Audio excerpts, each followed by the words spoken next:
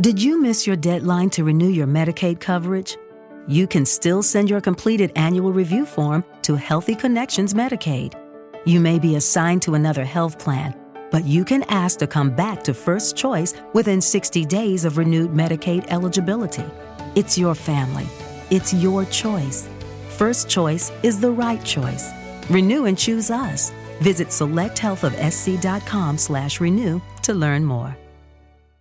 Judy was boring. Hello. Then Judy discovered ChumbaCasino.com. It's my little escape. Now Judy's the life of the party. Oh, baby, mama's bringing home the bacon. Whoa, take it easy, Judy. The Chumba life is for everybody. So go to ChumbaCasino.com and play over 100 casino-style games. Join today and play for free for your chance to redeem some serious prizes. ChumbaCasino.com. No purchase necessary. Void where prohibited by law. 18 plus terms and conditions apply. See website for details. They say you have three names. The one you inherit from your family, the one your parents gave you, and the one you make for yourself. So create the brand of you. Find the job you've always dreamed of and make it yours by going to Irish Jobs, Ireland's online recruitment platform. Take control of your career. Visit irishjobs.ie and move up to the next level you. Irish Jobs. Make a name for yourself. With everyone looking to shrink their bill these days, Dunnes Stores gives you new ways to save on your shop with Double Savers. First, you'll save in the aisles when you fill your trolley with fantastic low prices across thousands of great products. Then, you'll save again at the till with our 10 off 50 grocery voucher. Shrink your bill with Double Savers, new from Dunnes Stores. Dunnes Stores, always better value. Terms and conditions apply. Voucher can be used on next grocery shop of €50 or more.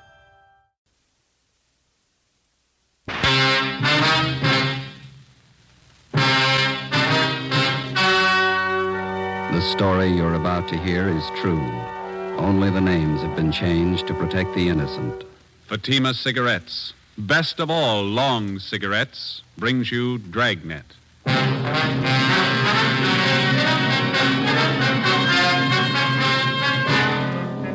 You're a detective sergeant.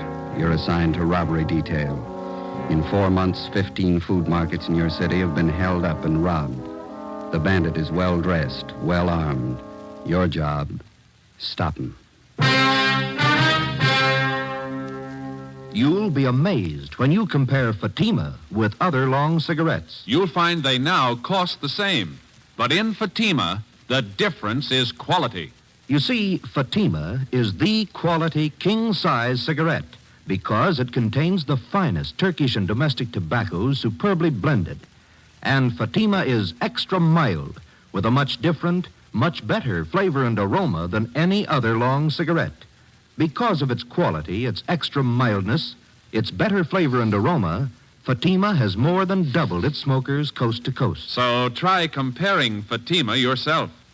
Fatimas now cost the same as other long cigarettes, but your first puff will tell you. That's different. Yes, in Fatima, the difference is quality. Ask your dealer for Fatima, the quality king-size cigarette. Best of all long cigarettes. Start enjoying Fatima tomorrow.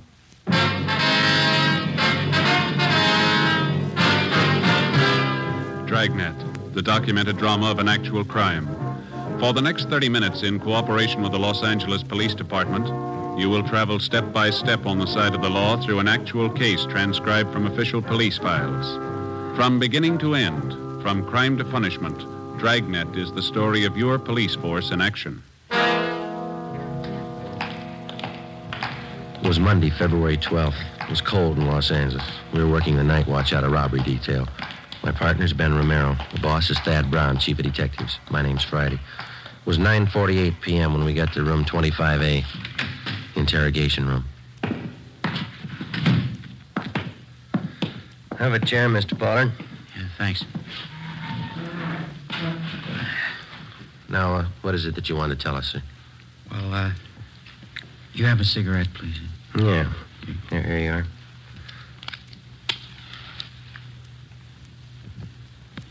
Thanks. I'm a little nervous. It's never happened to me before. What's that?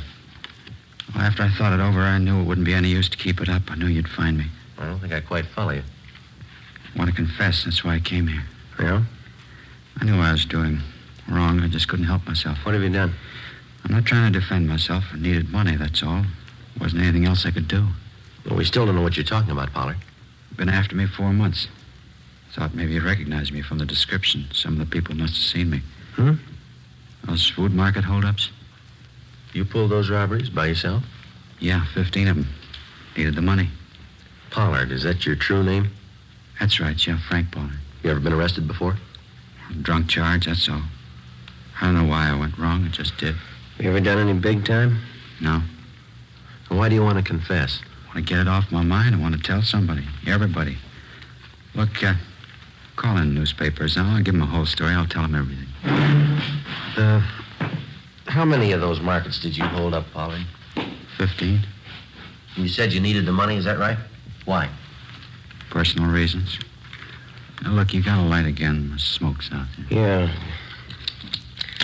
Here you are. Yeah, thanks. You used pretty much the same routine on all of the holdups, is that right? Yeah, I only pull one job a week. Figured that was the safest way. Dressed pretty well, like a salesman. Always had a briefcase with me. Is that where you carried the gun? Yeah. Always worked, too. I'd show up at closing time, get the manager in the back room, then pull the heist. What kind of a gun did you use? Service pistol. I had it from when I was in the Army. How do you usually work it? Well, when I got the manager alone in the back office, I'd just pull the gun and I'd say, give me the money, all of it. They knew I wasn't fooling. They'd give me the dough. You don't seem to fit the hold-up man's description too closely. Did you wear a mask on those jobs, is that it? Sometimes I did, sometimes I didn't. How about the man who worked with you? Where's he? Wasn't anybody else, just me. Worked him alone. That's where you cops were wrong. You thought there were two of us, didn't you? We thought so, yeah. Pulled every job by myself. That's where I crossed you up. I knew what I was doing. I didn't need any help. Well, how about that market out on West 7th that you held up last night? Did you pull that one alone, too? Yeah, sure. I always work alone. Guess I had you guys going, huh? Your story doesn't come very close. The man we're after doesn't use a service pistol. He never wears a mask, either. What are you guys getting at? I told you I pull those robberies. I ought to know how it happened. I use a service pistol.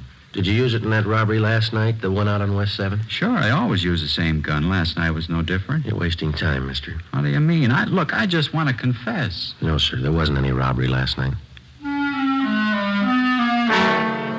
On further questioning, the suspect, Frank Pollard, broke down and admitted his confession was a lie. He explained that he wanted the publicity to impress a girlfriend. We had him fingerprinted and delivered him to the Georgia Street Hospital detail. He was filed on and then removed to the psychopathic ward at the county hospital for further examination and treatment. Our 4-month-old search for the market bandit went on. In the 2 weeks that followed, we tracked down more leads. They led nowhere. The real market bandit was still at large. On the night of February 25th, he hit again, this time at a supermarket out on Santa Monica Boulevard. We interviewed the manager, a Mr. Harry Talbot, in his small office at the rear of the store. I guess I should have known better. I got the bulletin you sent out on the guy, his description, everything. I just wasn't thinking, I guess. He came in the market just before closing time, is that right? Yeah, a couple of minutes after 8. Looked well-dressed, had a briefcase under his arm. I fell for it like the rest of them. I thought he was a salesman. Well, how about the man's description, sir? About 5'11", 170 pounds, I guess. Gray suit. It's the same description you had printed up in the paper. Mm-hmm. Was anyone else around when the man came in the door? One of my clerks, Everett Smiley.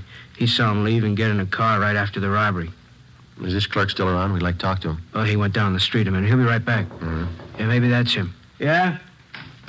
Mr. Talbot, you remember me, Mrs. Bolton? Oh, yes, ma'am. I'd like to ask you a favor, Mr. Talbot, as an old customer. I'm tied up right now, ma'am. Could I see you a little later on? I won't even come in, Mr. Talbot. You see, we're having our annual benefit whist party down at the community church. They were going to have it next Thursday, but I made them put it off another week so we could get some decent prizes. Oh, yes, ma'am. Of course, a lot of our people are good customers of the store here, so I knew you'd be willing to give something to the prize list. Oh, yeah. Shall I put you down for one of the door prizes? Maybe 2 or 3 market baskets full of canned corn, peas, things like that. Yeah, okay, Mrs. Bolton. I'll have Everett fix them up tomorrow. Of course. Well, thank you very much, Mr. Talbot. I'll have my boy Robert pick them up tomorrow. You'll have the baskets fixed up real nice, won't you? Yes, ma'am. I'll take care of it. Well, thank you again. Goodbye. Goodbye, ma'am. Goodbye, gentlemen. Goodbye. Mr. Talbot, I wonder if you could tell us what happened after you got back here in your office with the hold-up man. Well, it happened pretty fast. He reached into the briefcase he was carrying like he was going to get his order book, and he came up with this gun. He told me to open that safe there, but I stalled. I said I didn't know how. I see. And that's when he started telling me what he'd do to my family, my wife, if I didn't open the safe. He knew all about us, my address, my wife's name, my kids. He said he'd get them if I didn't do what I was told. Same M.O. Never failed him. What'd you do then, Talbot? Well, money's not worth that much to me. I opened the safe and gave him everything, a little over $400. I still don't know how he got that information about my family. Do you have any suspicions at all? No, nobody I can think of. How about the gun he had? Can you describe it? Well, just like you have it listed in that bulletin on him. 38 revolver, blue steel, long barrel. Mr. Talbot. Come on in, Ev. Officers, this is my clerk, Everett Smiley. I'm sorry I forgot your name. Friday and Romero, robbery detail. Hi. No. Hello there. Hey, Mr. Talbot says that you saw the hold-up man leaving the market. Is that right? Yeah, that's right. He walked right out of the store and down the street just like nothing happened. I didn't know anything was wrong till later. Did you notice if the men got in a car? Yeah, I did. Car was parked about halfway down the block. Another guy was driving. Motor was running. Did you catch the license number? No, but it was a brand new sedan. A Pontiac, I think. You shouldn't have much trouble finding it. Without a license number? Well, it's a brand new car. I remember the color. I couldn't forget that. Yeah? Bright red, just like a fire engine. 90% of the time, color identification of a car means nothing. For one thing, a getaway car can be painted in a matter of a few hours, and for another, the color of a vehicle is not listed on the registration slip. It's impossible to check a car through DMV on color alone. But in this case, we figured that we had half an exception to the rule. The car used in the robbery was new, was painted a very distinctive color. We began an immediate canvass of automobile dealers throughout the city. After a day and a half of calling and checking, we found 2 dealers who had sold 2 new cars within recent weeks with fire engine red paint jobs. We got the names and addresses of the purchasers and checked them out. One of them was a Miss Mona Taylor, an ad taker for one of the daily morning papers. I'm sorry to bother you at your work, Miss Taylor. No, not at all. Most of it's over for today. What is it you want to know? Well, we understand that you bought a new Pontiac sedan about 3 weeks ago. Is that correct? Yes, I did. If this is about that parking ticket, why, I've already taken care of it. No, ma'am, that's not it. We'd just like to know if you still own that car. Well, I don't own it yet. I'm still paying on it. Color's a bright red, is that right? Yes, it is. Fire engine red. I like bright colors. Well, does anyone else besides yourself drive the car, Miss Taylor? Well, yes, once in a while. I lend it to my boyfriend, Al. Al Daly. I've known him for a long time. Mm-hmm. Oh, excuse me. Sure. Classified ads, Miss Taylor. Yes, sir. 2-room apartment? Unfurnished? All right. You got a smoke, Steam, Joe? heat, Yes, ma'am. I got one. view, Beverly Hills. That's it, thanks. $80. What's that? Yes, sir. Tomorrow morning's edition. Yes, $2.12 for 2 days. Could I have your name, address, and telephone number? Thank you, sir. About this friend of yours, Miss Taylor, this Al Daly. How long have you been lending him your car? Since he got his new salesman's job.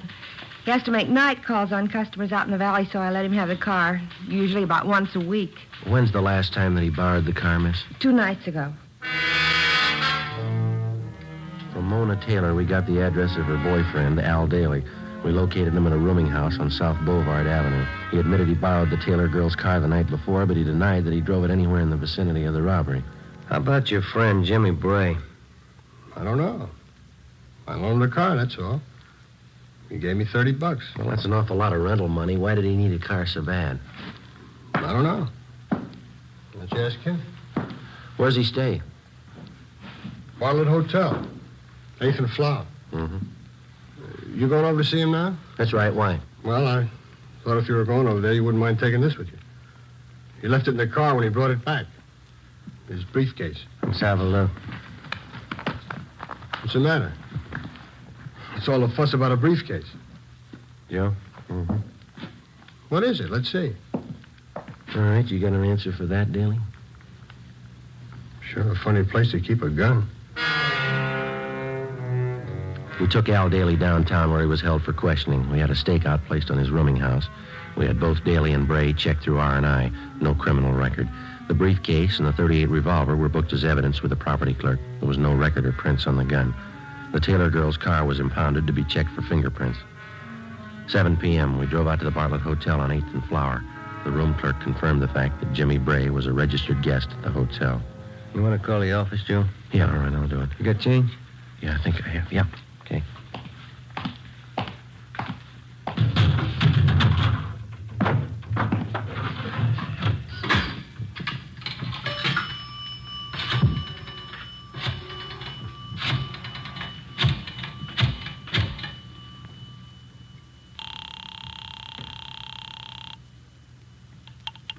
City Hall. 2511. 2511. Robbery, Powers. Joe Friday, John. We're out at Bray's Hotel. We're going to stake it out. He's not in yet. Yeah, that's what I figured. What do you mean? The market out on 12th Street was held up a minute ago. Yeah? Bandit carried a briefcase.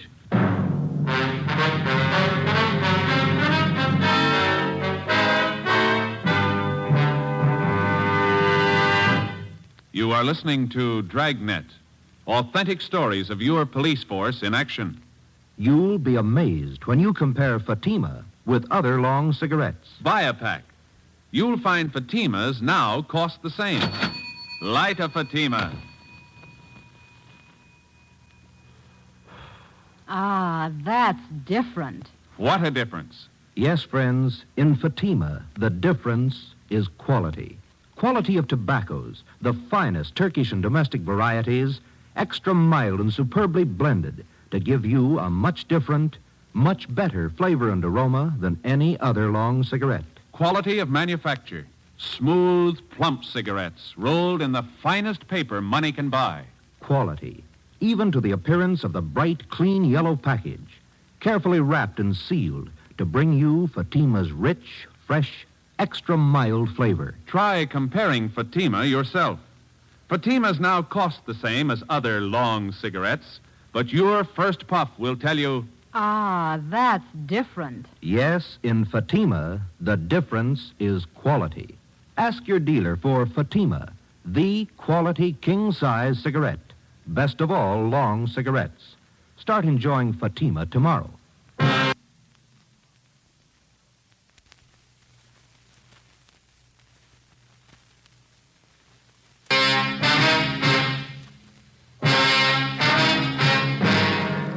.30 p.m. After checking Bray's room and finding nothing, Ben and I remained on stakeout at the Bartlett Hotel. The suspect failed to show up.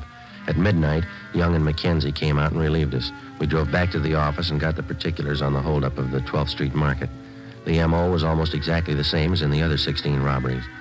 The victim's description of the holdup man matched perfectly with Bray's. By noon the next day, the suspect still had not returned to his hotel. An intensive canvass of the immediate neighborhood around the Bartlett Hotel netted us nothing. Nobody remembered Bray. We checked the bars and restaurants that he was known to patronize. No one had any idea where he might be. Details at the airport, railroad stations, and bus terminals were alerted. We got out a supplementary description on our original APB. The sheriff's office was kept advised. 2 days passed. Still no sign. We questioned and re-questioned Al Daly. Either he couldn't or he wouldn't add anything to what he'd already told us about Bray. A series of stakeouts were placed at food markets in areas where Bray had staged robberies previously. A composite picture of the suspect was made up and given wide distribution throughout the city. It all went for nothing. The following Tuesday, March 4th, Bray robbed a neighborhood market in Highland Park of $150. I had to give him the money, Sergeant. He threatened my wife and kids. Said he'd see something happen to them if I didn't open the safe. Did you say he wore gloves, sir? That's right. I thought it didn't jibe at first. A salesman wearing gloves like that. Didn't think about it till it was too late. Did you notice if he was on foot or did he get away in a car? He had a car, all right, parked down the street there. Saw it through the window. Another fellow was at the wheel. Mm-hmm. Did you notice anything else about the car, the license number maybe? No, I couldn't see that, but it was a coupe. I'm sure of that. Yeah? It was red, bright red. There was one angle we couldn't figure. If Bray was bent on a steady career of robbery, why did he use an escape car painted the most conspicuous color possible? We checked out Mona Taylor's car again. There was no connection. The search went on. 2 weeks, 3 weeks, another month. Bray kept to his usual schedule, one robbery a week. The legwork went on, too. On March 20th, we got a call from one of Ben's informants. He told us that he'd seen a man answering Bray's description in the Venice Park amusement area down by the beach. Well, we drove down to Venice to check it out. Pretty good crowd for a cold night. Yeah. Where do we find this friend of yours? See where the merry-go-round is up ahead? Yeah? It's just beyond that.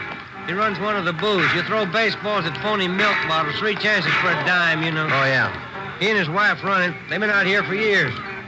I don't know how they ever make a living at it. Hey, those hot dogs smell good, don't they? Is that your friend's booth across the way there? Yeah, it's it. Come on, fellas, show the girls how you can throw a baseball. Spill the milk. How about it? We'll let the girls have a free throw. Step up and win a prize. Looks like Maud's running the place tonight. Maud, that's his wife. Oh, yeah. How you doing, Sergeant? Cold night, huh? Hi, Maud. This is my partner, Joe Friday. How are you? Glad to know you, Joe. Guess you're looking for Scooter, huh? Yeah, is he around? Just down the way, Sarge. Hey, how about it? Sailor, try your luck. 1 thin dime. Spill the milk.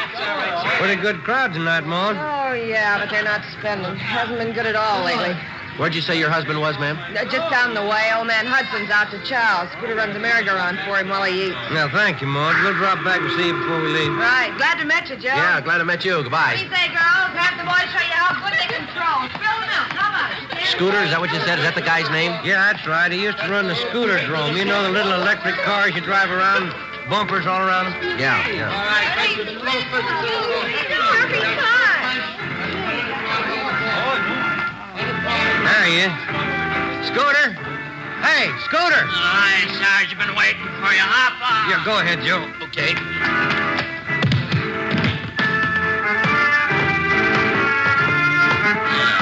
How you doing, Sarge? Good to see you. Scooter, my partner, Joe Friday. How are you? Yeah, glad to know you, Joe. I guess we can talk here as well as any place, huh? Sure. What's the story, Scooter? It's like I told you on the phone. Murphy down at the Penny Arcade, he noticed the guy first. He pointed him out to me. He sure hits close to Bray's description. Well, when did you first see him? Oh, 2 nights ago, I wasn't so sure it was Bray the first time, and then I saw him last night. That cinched it. I didn't hear that. I said I saw him last night, and that cinched it. Oh. Well, when did this Murphy, was that his name? When did he first see him? About a week ago. He's got an eagle eye for strangers who hang around. Murphy thinks the guy's staying out here someplace. Is there any idea where? Yeah. Just a minute. No jumping around like that, son. Now you'll fall off and bang your head. Kids. Where'd you spot this man, Scooter? Same place Murphy did it. He's hanging around the shooting gallery down the way. The guy who runs the place is new. We don't know him well enough to ask him about it. You mean this man who looks like Bray just hangs around the counter there? Well, no, not exactly. You see, there's a little office to one side of the shooting gallery, and the times I seen the guy, he was either coming in or going out of there. Mm-hmm. When's the last time you saw him, Scooter? Huh? I say, when's the last time you saw him? Earlier tonight, about 6:30. I think Murphy's right. The guy's holding up in there. Hold on there, girlie. Now, don't try to get off the merry-go-round till it stops. That's the girl. Thank you a lot, Scooter. We'll check back with you before we leave. Yeah, okay, Sarge. I hope it helps you out. I'm glad I met you, Joe. Right. See you later. There's the shooting gallery down there by the bullseye, son. Yeah, if the guy is Bray, it's funny that he hasn't been spotted before. This area is pretty well patrolled here. Yeah. Try your skill, fellas. 10 shots, only a quarter. We're police officers. Like to ask you a few questions. Oh, what about? What's your name? Gridley. Max Gridley. You know anybody by the name of James Bray? Bray? Uh-huh. No, I don't. Why? How about this, Mr. Gridley? Know anybody who fits that description? No, it doesn't mean anything to me. What's the matter, anyway? Well, a man answering that description has been seen entering and leaving this office right next door over here. It's part of your concession, isn't it? Yeah, that's right. But I'm the only one who uses it. Somebody must have got the wrong slant. Then you wouldn't mind if we looked it over. Routine investigation. Well, I don't know. Yeah, all right. I'll come around and open the door for you. All right, come on.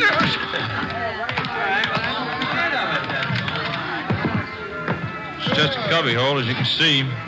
Kind of use it as a storage place. Sometimes I have my lunch in here, take a nap once in a while. Looks pretty well lived in. All those clothes are yours, Mr. Gridley? Yeah, that's right. Why?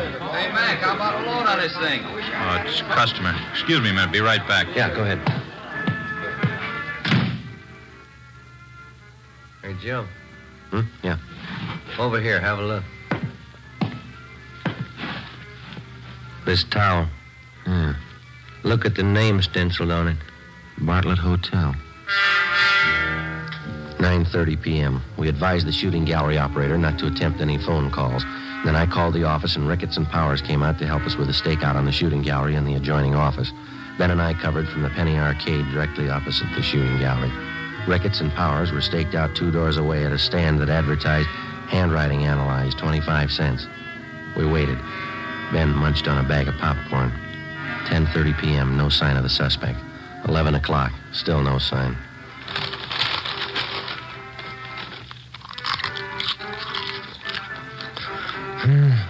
Getting pretty cold.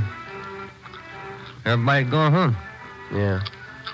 You got any more of that popcorn there? Oh, yeah, here you are. There's 2 pieces left. Very good. Must have been. Not much in there now. Oh, I'm sorry. I can get another bag. Machine's right over there. No, turn it off. How about some peanuts? No, thanks. Oh, sure, there's some in there, Joe. Want some? No. Sure would like to see Bray show up. Hate to spend the night staked out here. Hey, wait a minute. Look. Huh? The shooting gallery. The guy in the blue suit? He's talking to the manager. He's going around the side door. Yeah, come on. He's going inside. All right, hold it right there, mister. Joe, watch it. Rickett, Johnny, cover the back. Right, Joe. I'll get the door. All right. Come on, let's hit it. Yeah. Went out the back. Come on. Yep. Hey, hold it. Johnny's got him. Yeah.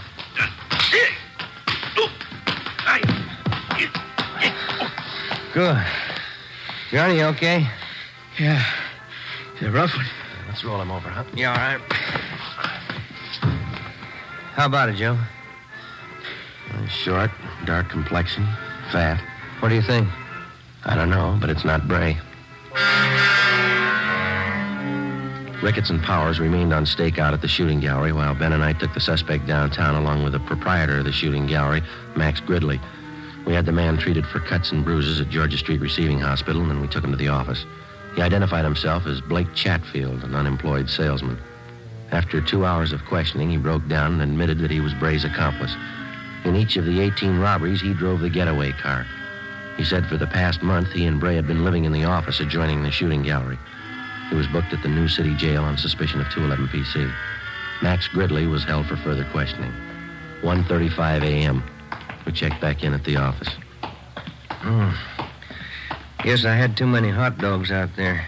Yeah, what's the matter? Oh, indigestion. Maybe it was the popcorn.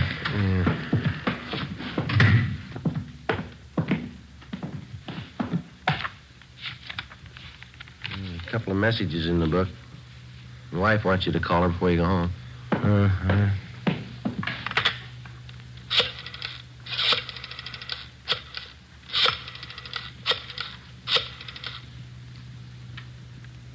Hello, Amy? Yeah, long night, yeah. What? Loaf of graham bread? Well, I'll try. Okay, dear. Yeah, bye. Same old thing. Yeah. I get it. Robbery Friday. Johnny Powers, Joe. Yeah, John. How's it going? Jimmy Bray finally showed. We got him. Any trouble? No. Drove up in a bright red coupe. Couldn't miss him. Mm-hmm. You coming in now? Yeah, just leaving. See ya. Right, John. Bye. Well, I picked up Bray. Bringing him in now. Good. Sure been a long haul. Almost 5 months. Yeah, it's a long time. Hey, Joe. Yeah? Where am I going to get a loaf of graham bread at this time in the morning?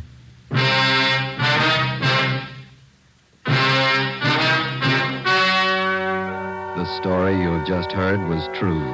Only the names were changed to protect the innocent. Now, here is our star, Jack Webb. Thank you.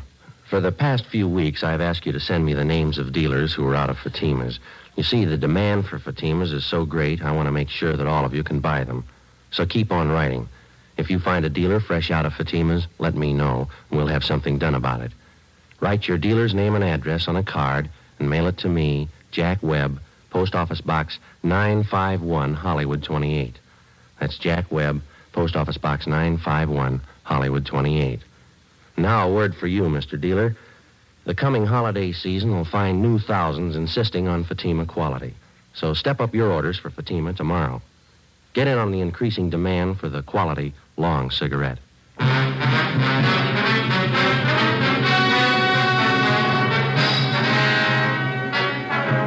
James R. Bray and Blake A. Chatfield were tried and convicted on several counts of armed robbery and received sentences as prescribed by law. Max Gridley was filed on for failure to register as an ex-convict. Bray and Chatfield are now serving their terms in the state penitentiary. Technical advice for Dragnet comes from the Office of Chief of Police W.H. Parker, Los Angeles Police Department. This is Bob Hope. Can we steal a second? Chesterfield always wins first place. That mild tobacco never leaves an aftertaste. So open a pack, give 'em a smell. Then you'll smoke 'em. Don't forget to give Crosby for Christmas. I mean the Chesterfield Christmas carton with Bing as Papa Santa Claus. See you Tuesday. Fatima Cigarettes, the best of all long cigarettes, has brought you Dragnet, portions transcribed from Los Angeles. Coming up, We the People, then Screen Directors Playhouse on NBC.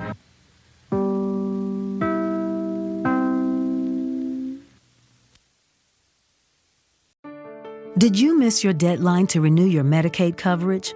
You can still send your completed annual review form to Healthy Connections Medicaid. You may be assigned to another health plan, but you can ask to come back to First Choice within 60 days of renewed Medicaid eligibility. It's your family. It's your choice. First Choice is the right choice. Renew and choose us. Visit selecthealthofsc.com/renew to learn more. With Lucky Land Slots, you can get lucky just about anywhere. Dearly beloved, we are gathered here today to... Has anyone seen the bride and groom? Sorry, we're here. We were getting lucky in the limo and we lost track of time. No, Lucky Land Casino, with cash prizes that add up quicker than a guest registry. In that case, I pronounce you lucky. Play for free at LuckyLandSlots.com. Daily bonuses are waiting. No purchase necessary. Void where prohibited by law. 18+. Terms and conditions apply. See website for details.